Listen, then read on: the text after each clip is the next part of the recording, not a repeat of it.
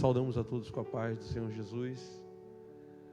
Iremos começar mais uma EBD, onde temos a certeza que Deus ele tem grandes coisas a falar por meio de nós, através de nós, para gerar em nós o crescimento que Ele deseja para a nossa vida. Queria já neste momento pedir aos irmãos que abrissem na sua casa a palavra de Deus. Lógico que vai passar aqui em Ezequiel capítulo 47, eu lerei o verso 3 ao 5. Nosso assunto, disciplinas espirituais, onde nosso principal objetivo é levar cada um dos irmãos a atingir o nível de maturidade, o nível de conhecimento, de poder que Deus quer nos levar a viver. Ezequiel capítulo 47, verso 3 e 5 nos diz assim a palavra de Deus.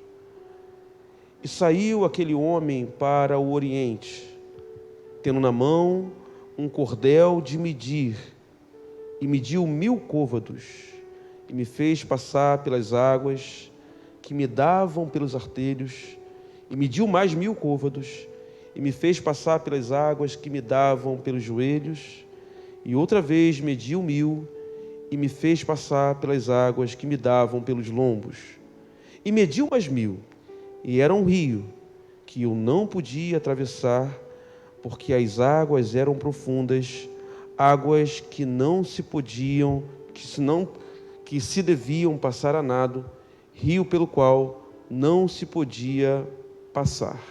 Amém? Bom, nosso assunto, como dissemos, disciplinas espirituais, e o nosso principal desejo é que o Espírito Santo venha nos levar a viver um nível mais profundo de intimidade com Deus. O texto que acabamos de ler fala de um momento de uma visão de Ezequiel.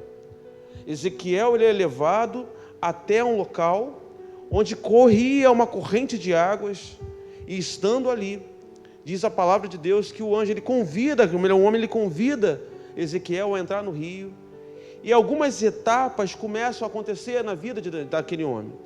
Diz a palavra de Deus que primeiramente, ele entra no rio e as águas elas se davam ainda nos artelhos, logo após nos joelhos, logo após nos lombos, até chegar o momento em que a palavra de Deus vai dizer em que ele não mais podia tocar no chão, mas era água que precisava se atravessar a nado, águas que não davam mais para ser atravessadas. E isso nós começamos a entender que no chamado de Deus para a nossa vida é de suma importância entendermos que Deus ele tem para nós um crescimento.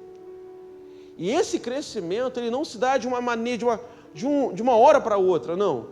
Mas existem níveis que nós precisamos passar. Água pelos artelhos, águas pelos joelhos, água nos lombos, até o momento em que seremos totalmente conduzidos pelo Espírito Santo, onde não mais teremos as nossas atitudes tomadas baseado nas condições desta terra, mas baseado naquilo que é o projeto, aquilo que é a vontade de Deus. As disciplinas espirituais, ela tem então como objetivo principal nos conduzir a viver algo extraordinário com Deus.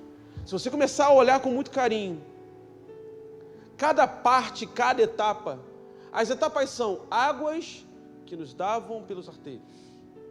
Na nossa vida, todas as disciplinas que iremos tratar, você precisa entender que você não vai começar logo nadando em águas profundas, não.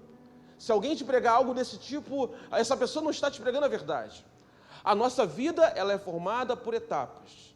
Independente se você está primeiramente vivendo aquele momento inicial de oração. Lembra de Paulinho trazendo a palavra de oração? Ele mostrando que quando ele está orando, ele já às vezes passa 1 hora orando, e o tempo passa, ele fica muito feliz com aquilo. Mas isso não acontece de um dia para o outro. Isso faz parte de uma etapa.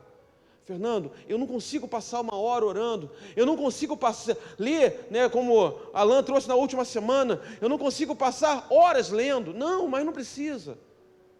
Águas que se dão pelos artelhos. É etapa por etapa, crescimento por crescimento. Cada dia sendo aperfeiçoado por Deus, porque aquilo que queremos em nossa vida é que esse evangelho venha a nos aperfeiçoar.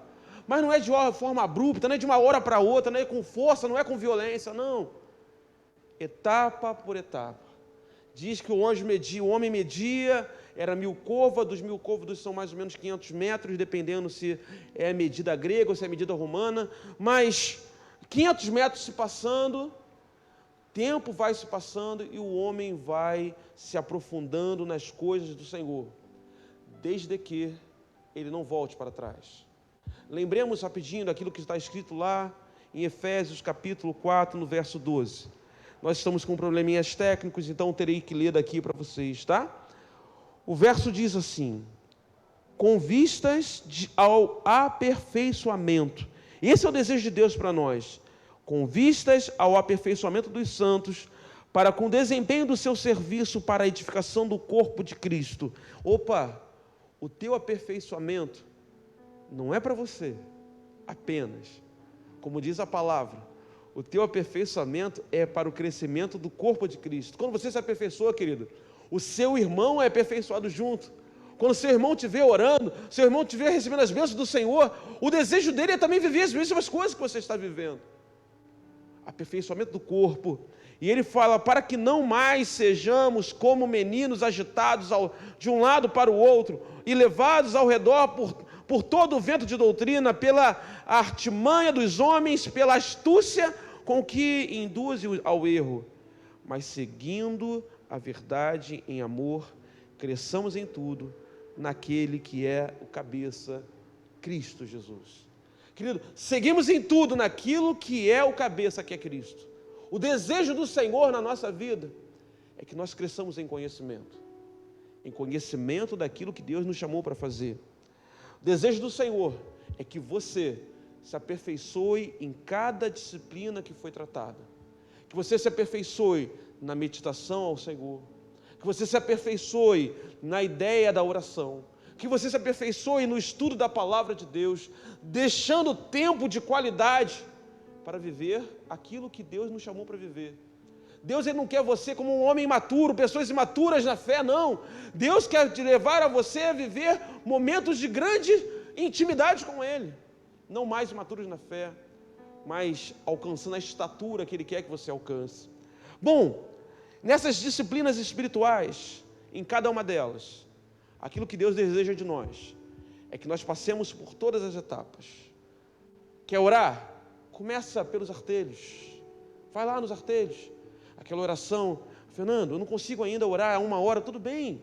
Aquela oração de 5 minutos, que vai sendo aperfeiçoada, que vai virando água, né, que vão pelos joelhos, oração de 10 minutos, daqui a pouco vira 20, vira 30, e você começa a ser aperfeiçoado com Deus. A mesma ideia, estou na leitura, Fernando, não consigo, está passando por águas profundas ainda, tudo bem, você ainda está no nível raso. O que você não pode é não estar nesse nível. O que não pode é você não começar. O que você precisa é atender o chamado do homem. Opa, vamos atravessar o rio. Vamos até o rio, vamos caminhar no rio. Aquele homem, Ezequiel, o que ele fez? Ele foi caminhando, e cada passo que ele dava, passos dados, ele ia se aprofundando no conhecimento de Deus. As águas iam se aprofundando.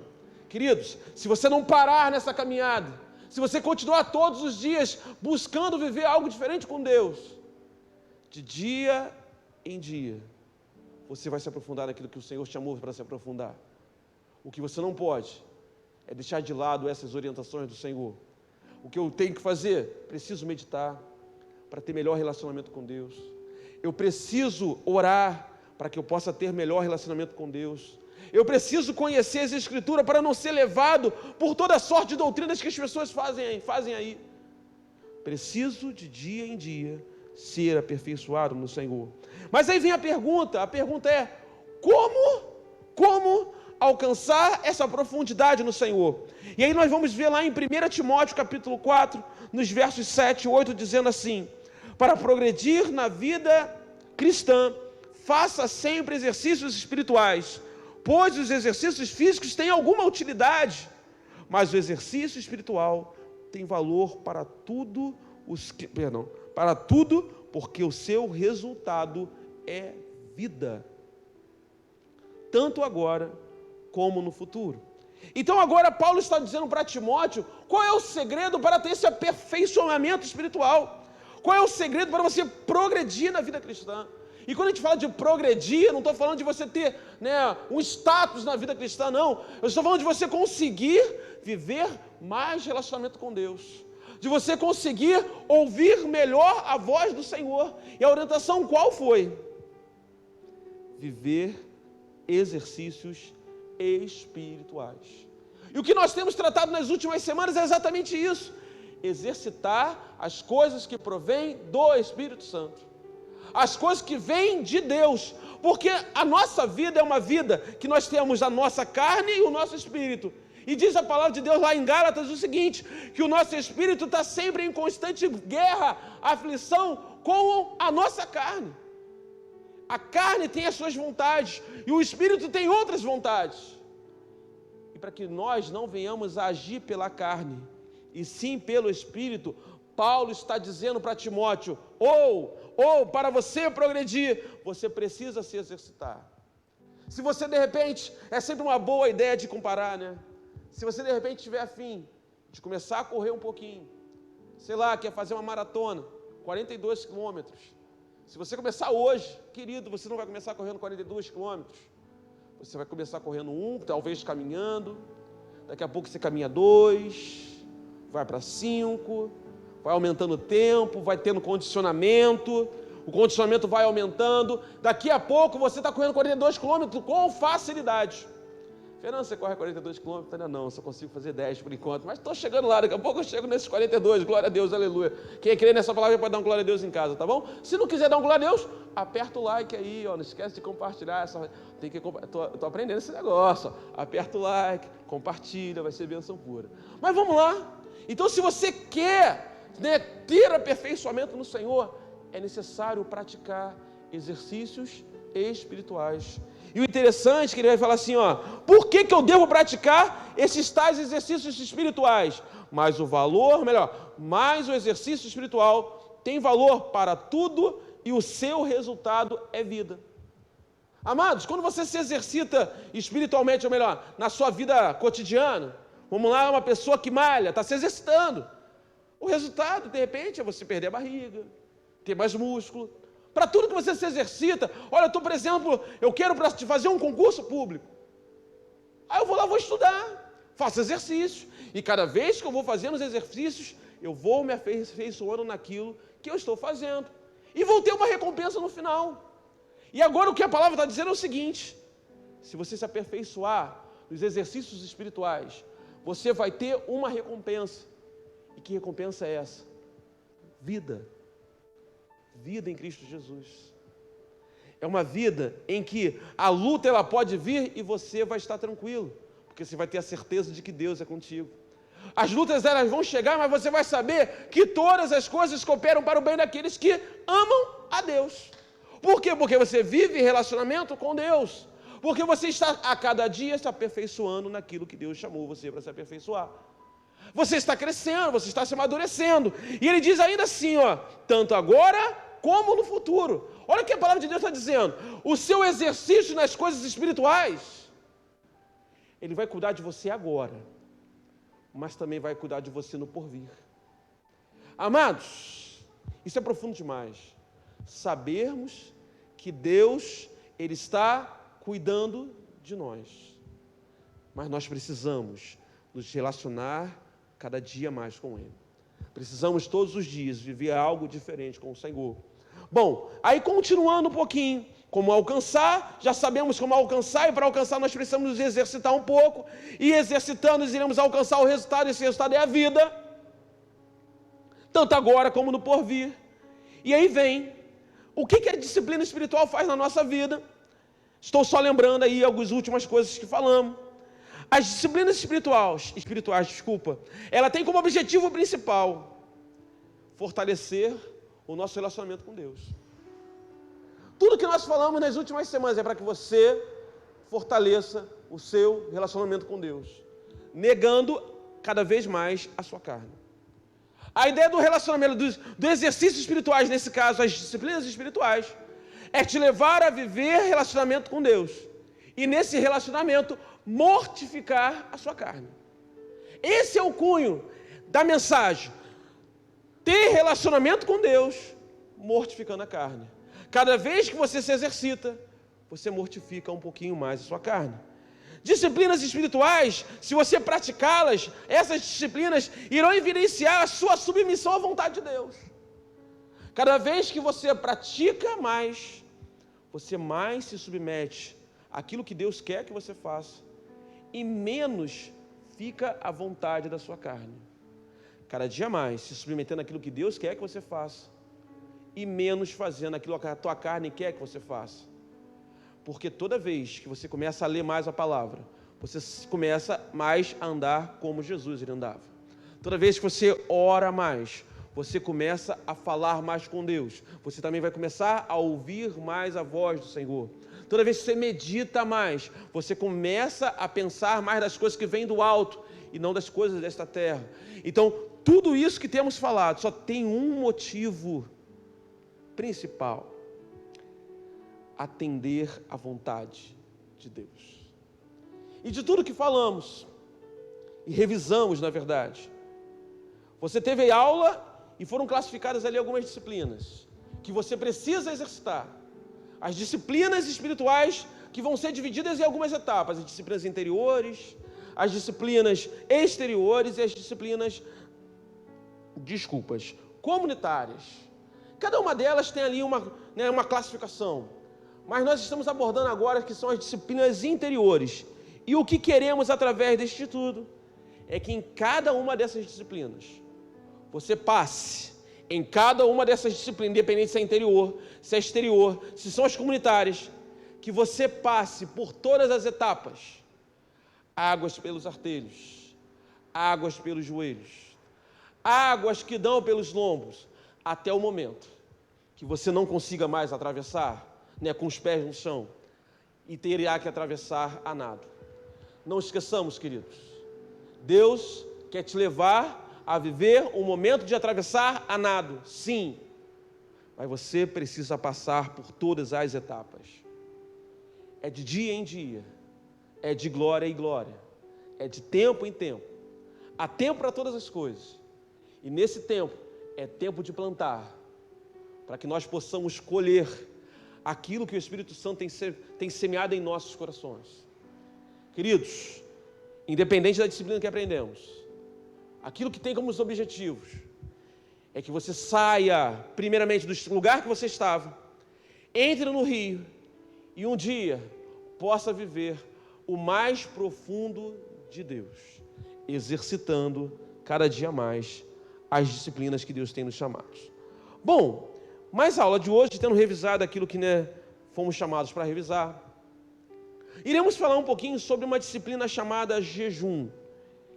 O interessante é que o jejum, ele é uma disciplina que a igreja contemporânea ela tem deixado ela um pouco de lado. Talvez pela modernidade, pela facilidade pelo alimento, talvez pelas coisas que são muito rápidas, que nós temos nos nos últimos dias. As pessoas vão deixando de dar valor ao jejum. As pessoas vão deixando de dar valor ao significado do jejum. Iremos falar disso ainda daqui a pouco, mas alguns até dizem, algumas correntes vão até dizer, que o momento que vivemos não é mais o momento disso.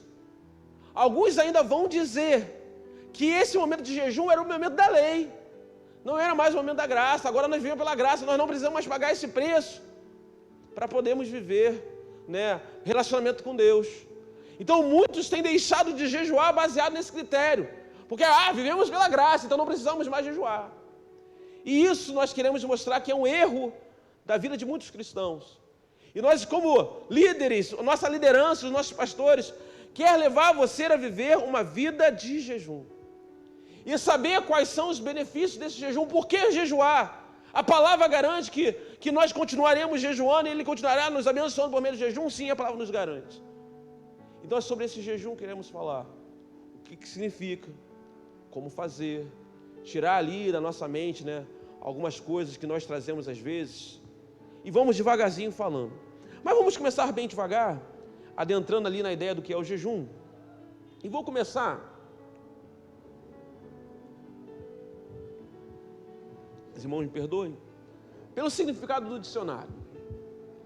No dicionário, né? Se você abrir, sei lá, o seu Aurélio, hoje em dia as pessoas não usam mais Aurélio, né? As pessoas vão na internet e pesquisam.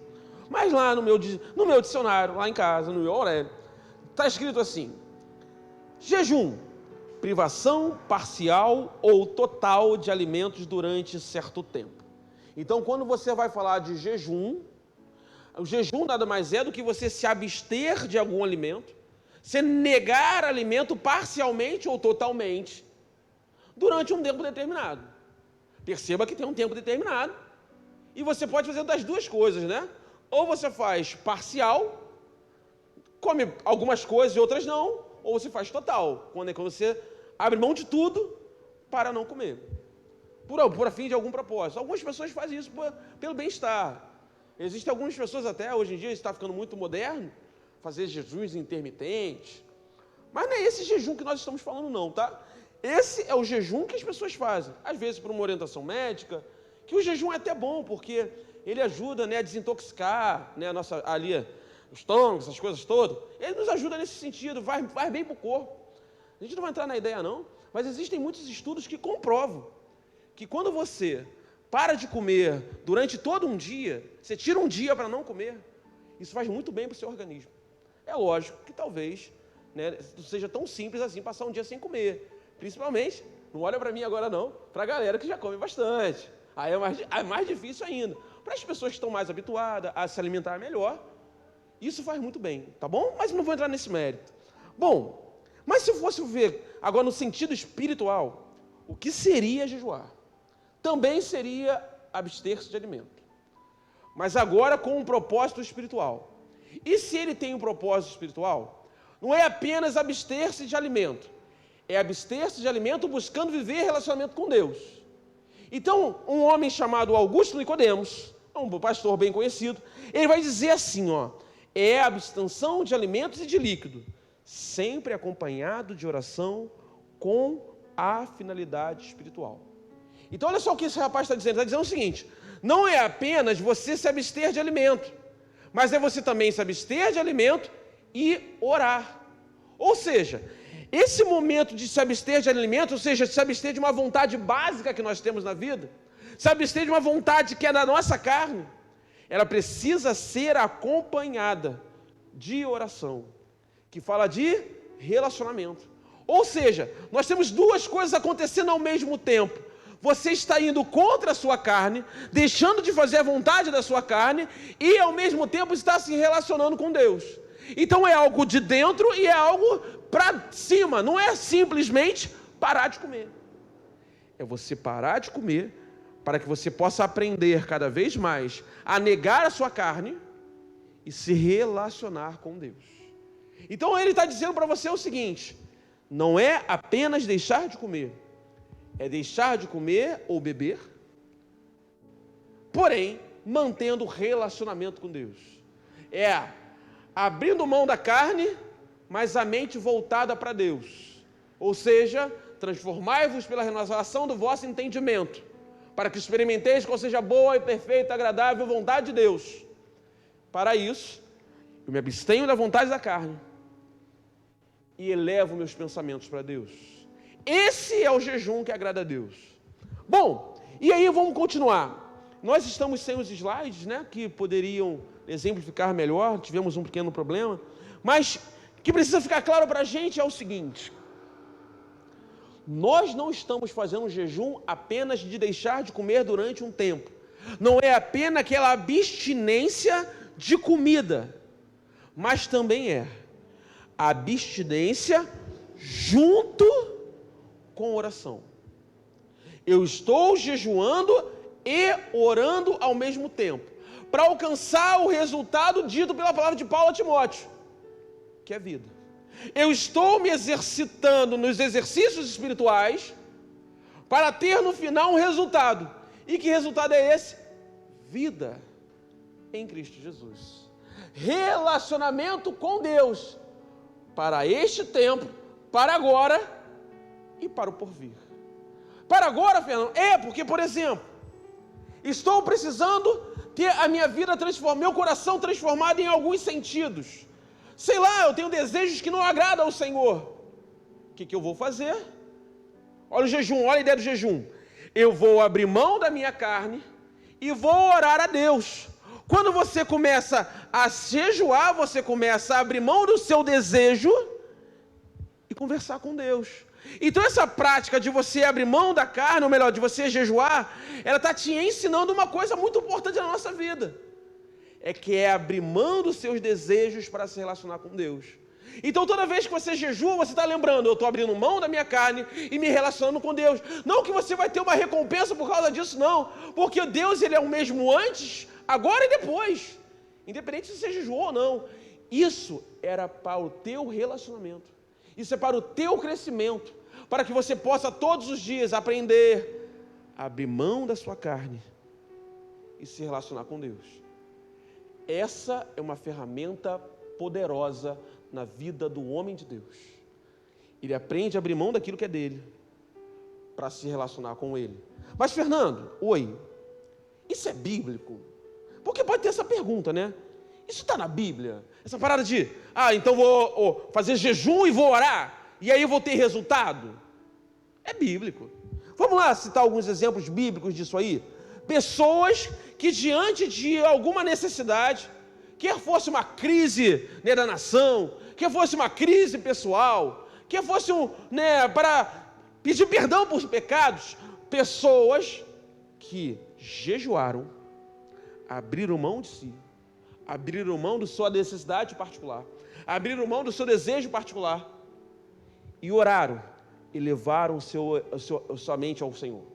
Então, as duas coisas funcionam ao mesmo tempo, abrindo mão de mim, por um propósito final, que é o Senhor, e minha mente voltada para Deus, a minha oração. Vamos ler Neemias capítulo 1, do verso 1 ao 4. Como disse, não sei se vai dar, essa dá para projetar, está projetado, então vou ler ali que eu acho, não, aqui está maior, vou ler aqui, que o teu amigo está com problemas de leitura. Vamos lá. Neemias capítulo 1, do 1 ao 4, vai nos dizer assim: as palavras de Neemias, filho de Acalias, e sucedeu no mês de Quisleu, no ano 20º, estando eu em Suzã, a fortaleza, que veio Anani, um dos meus irmãos, ele e alguns de Judá, e perguntei-lhe pelos judeus que escaparam e que restaram do cativeiro, e acerca de Jerusalém, e disseram-me: os restantes que ficaram no cativeiro, lá na província, estão em grande miséria e desprezo, e o muro de Jerusalém fendidos e as suas portas queimadas a fogo. Grande tristeza, queridos. O povo passando por grande tribulação. Quando Neemias ele recebe essa notícia, é muito importante você ter isso no coração, tá? Neemias estava bem, estava no palácio, estava cuidando. Ele era chefe, querido, ele era chefe. Mas, quando ele teve notícia de pessoas que estavam passando por necessidade, olha o que diz a palavra de Deus. E sucedeu que, ouvindo eu essas palavras, assentei e chorei.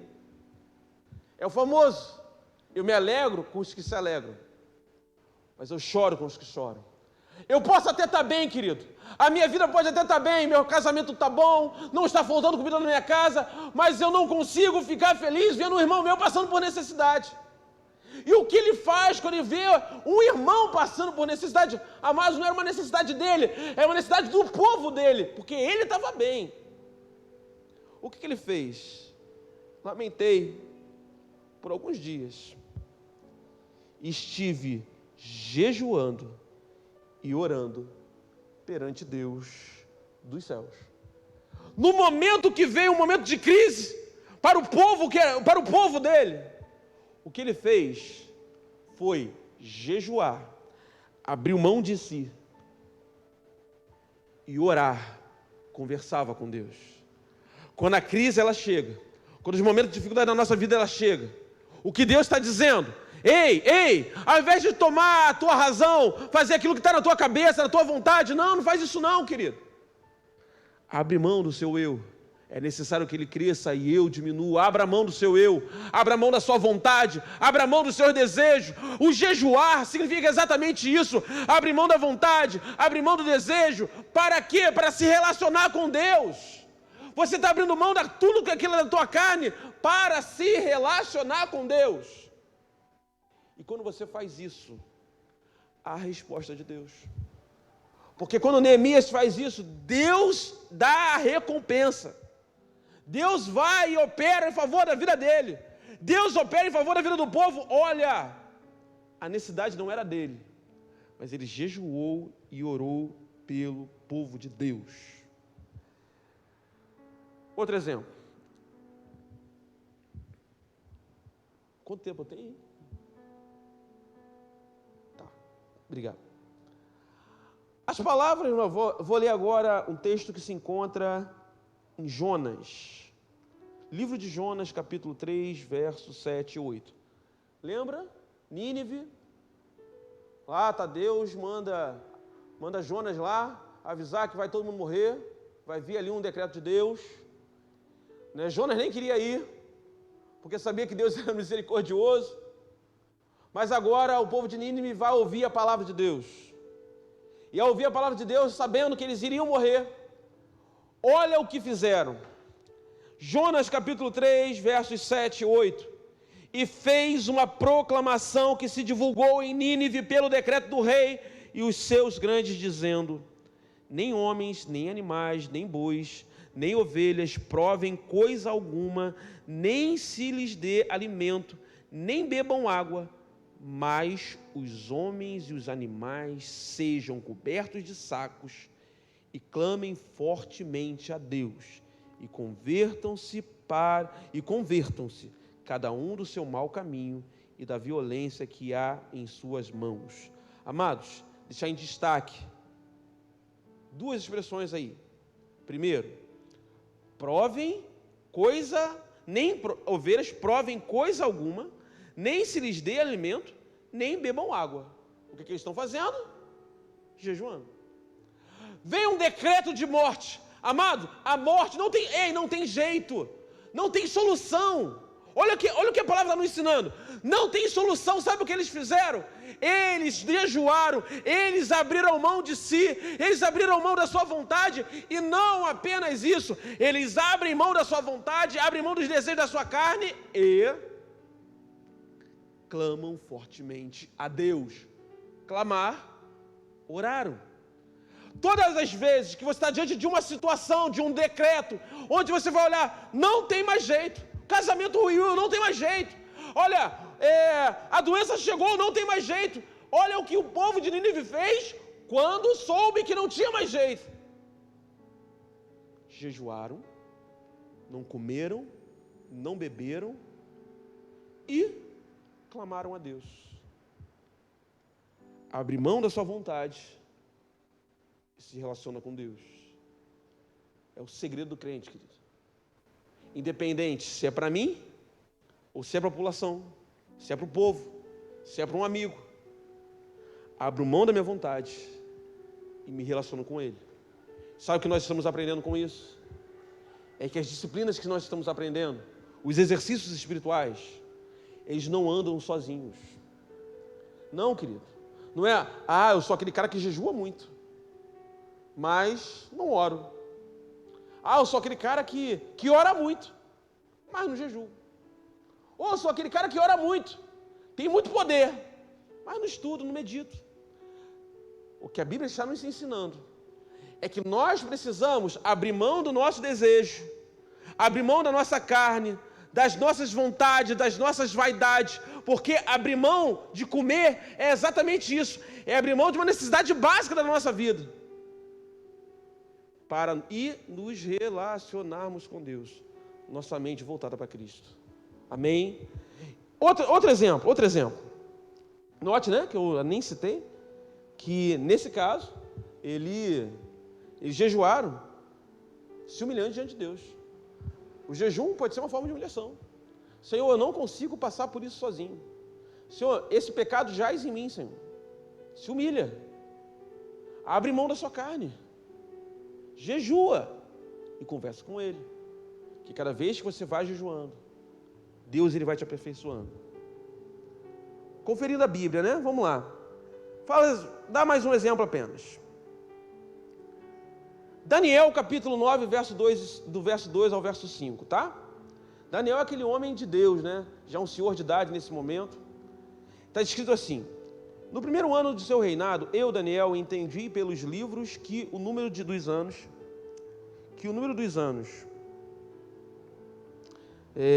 de que falara o Senhor ao profeta Jeremias, em que haviam de cumprir-se as desolações de Jerusalém, era de 70 anos. Só um OBS, antes de eu continuar. Ele está dizendo que em um determinado momento da vida de Daniel, entendi pelos livros que o número dos anos. Se ele entendeu pelos livros, é porque ele está fazendo o quê? Estudando a palavra de Deus. Estudando, os livros que eram da época. Então, se você não tirar tempo de estudo, você não vai conhecer a vontade de Deus. Ele só soube que o tempo havia passado porque ele estava estudando. Se você não tirar tempo de meditação naquilo que é a vontade de Deus, aquilo que é a palavra de Deus, se você não tirar tempo de dedicação para isso aqui, você não vai conseguir alcançar aquilo que Deus quer que você alcance. Mas quando ele soube, quando ele percebeu que havia uma promessa de Deus, sabe o que ele fez? Diz a palavra, vamos continuar. E eu dirigi o meu rosto ao Senhor, Deus, para buscar em oração e súplicas, com jejum. Queridos, ele está dizendo que quando ele soube daquilo que era a promessa de Deus, 70 anos, o tempo passou, ele foi aos pés do Senhor e jejua, abre mão de si e ora, eleva o seu pensamento ao Senhor. Todos os exemplos, lógico que nós poderíamos citar vários exemplos. Poderíamos falar de Esther, que proclama um jejum. Poderíamos falar de Josafá.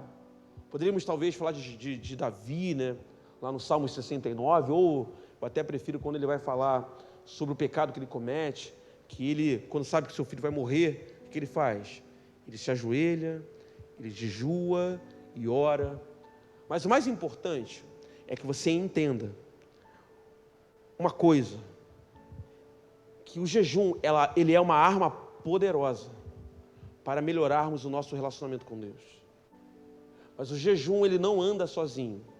O jejum não é simplesmente abster-se de comida, deixar de comer ou deixar de beber durante um tempo. O jejum, ele vem alinhado com a sua mente voltada para Deus. O jejum, ele está diretamente alinhado com o seu relacionamento com Deus, com a ideia de conversar com Ele, de pedir a sua orientação para Ele. E as respostas, elas vieram não apenas por meio do jejum e não apenas por meio da oração. As respostas, elas vieram quando os dois caminharam juntos, jejum e oração. Amém? Glória a Deus.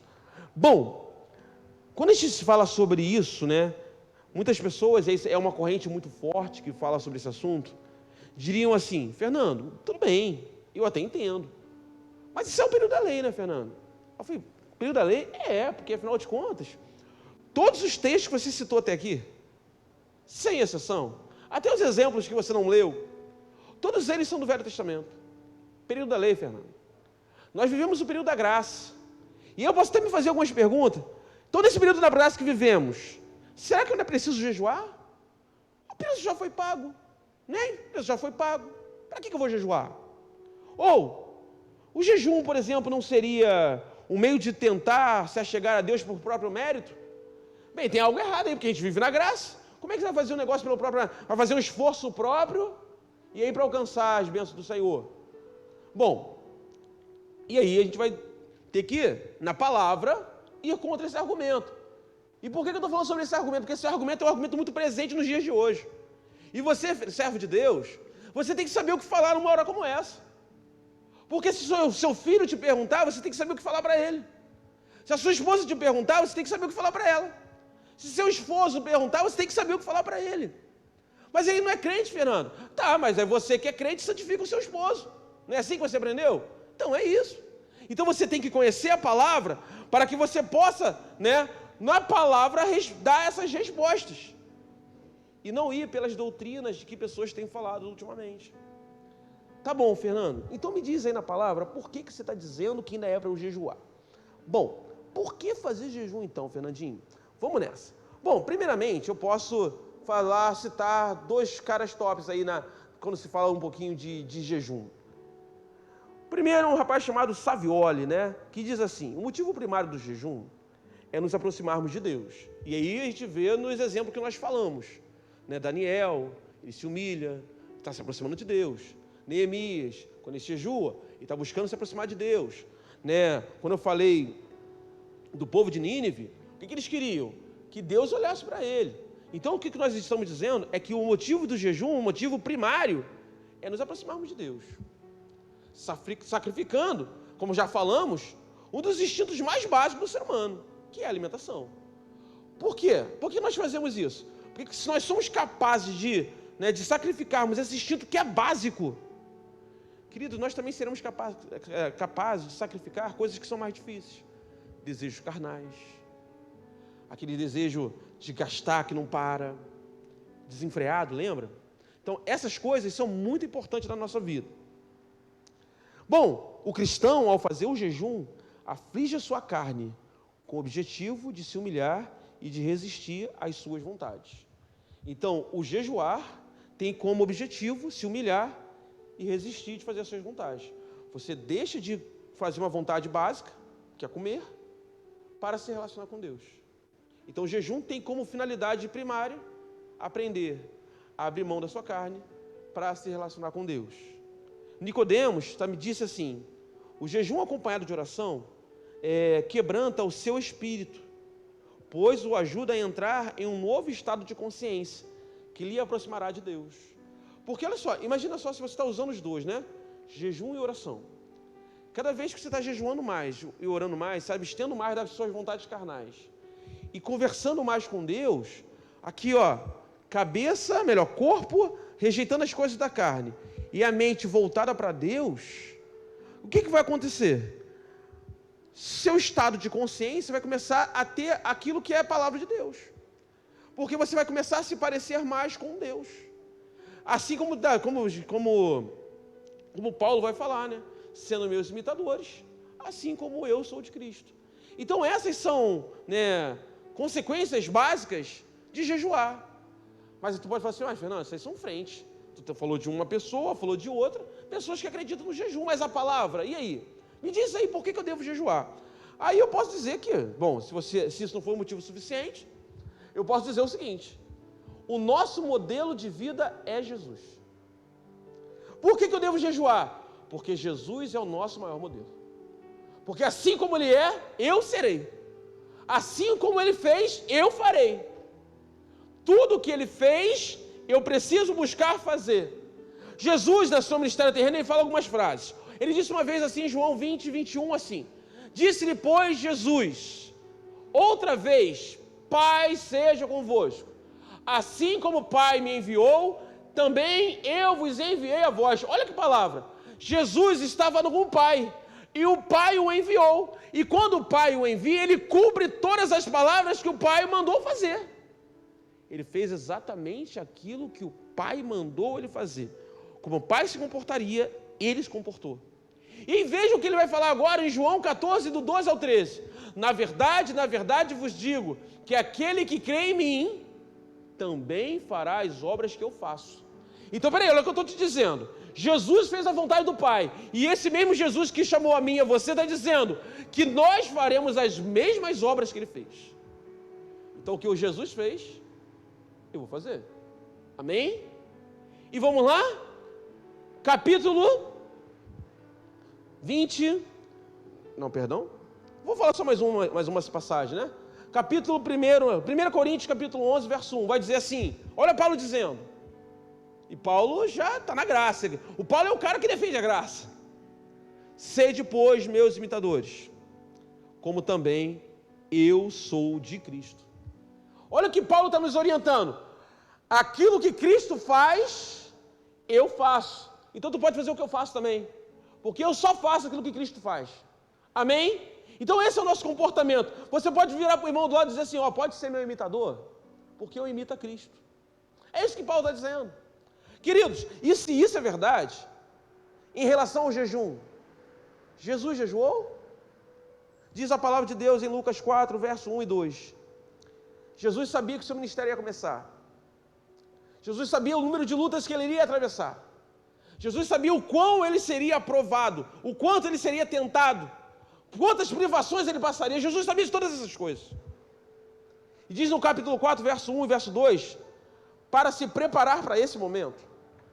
E Jesus, cheio do Espírito Santo, Jesus já estava cheio do Espírito Santo, voltou do Jordão e foi levado pelo Espírito ao deserto. E 40 dias foi tentado pelo diabo. E naqueles dias não comeu coisa alguma. E terminado eles, teve fome. Então vamos lá? Jesus, nosso mestre, nosso Salvador, querido, homem de lutas, homem de dores, aquele que entrega a sua vida por amor a mim e a você, aquele que Deus falou assim, eis o meu Deus, Deus fala assim em frente à multidão, este é meu filho amado em quem me comprazo, esse é Jesus.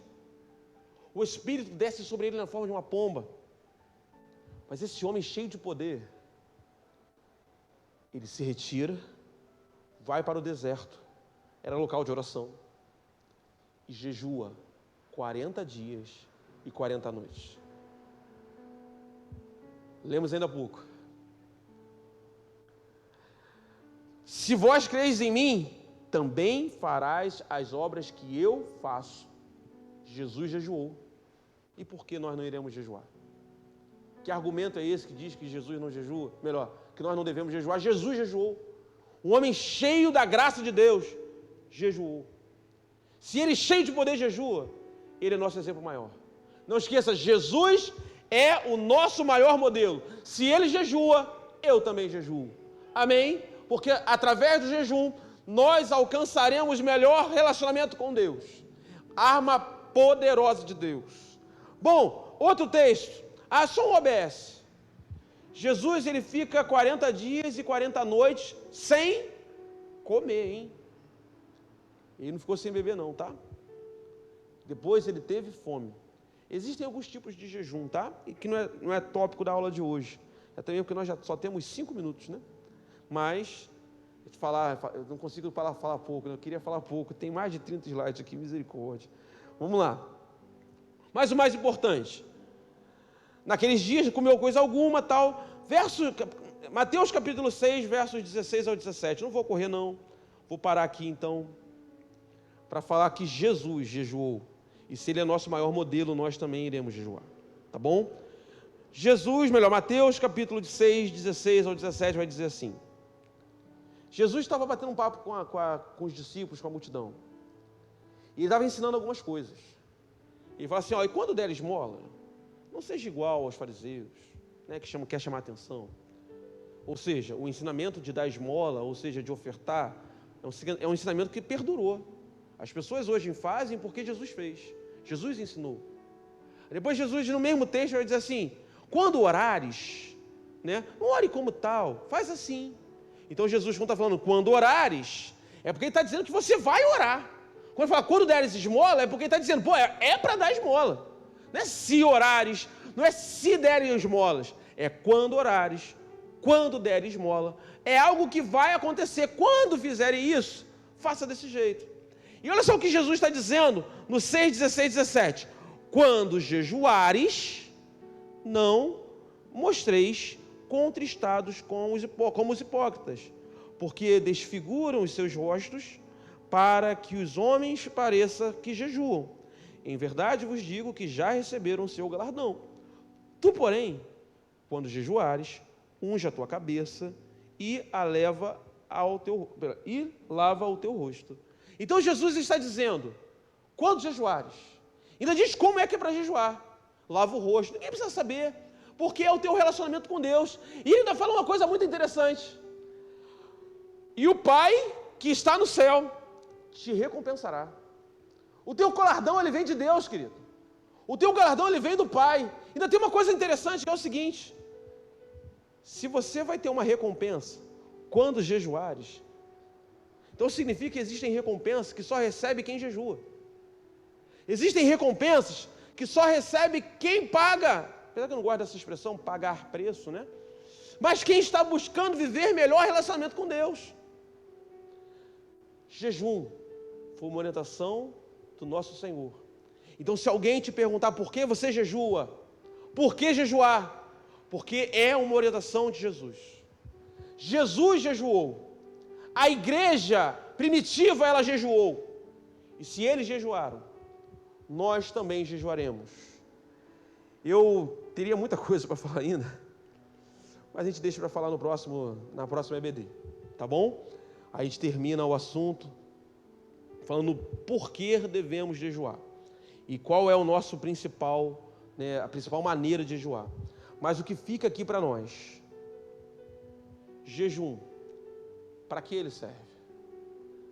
Qual o seu propósito? O propósito do jejum é você abrir mão de uma necessidade básica. Porque quando você aprende a abrir mão de algumas da sua necessidade básica, as outras necessidades, você vai aprendendo também a abrir mão. Mas como é que você vai conseguir se aperfeiçoar nisso? É só abrindo mão, da comida, da bebida? Não. É você abrindo mão disso e se relacionando com Deus.